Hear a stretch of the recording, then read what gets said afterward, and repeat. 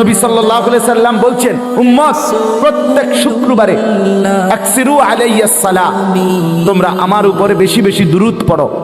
ফাইন্না সালাতাকুম মা'রুদাতুন ইলাইয়া, কেননা জুমার দিন তোমাদের দুরূদ শরীফ আলাদাভাবে ফেরেশতা আমি রাসূলের সামনে আমার রওজা পাকে পেশ করে। সেই দুরূদ কি জিলাফি দুরূদ? কথা বলেন না কেন? তো তাইলে সেটা কোন দিন পড়বেন? সেটা কখন পড়বেন?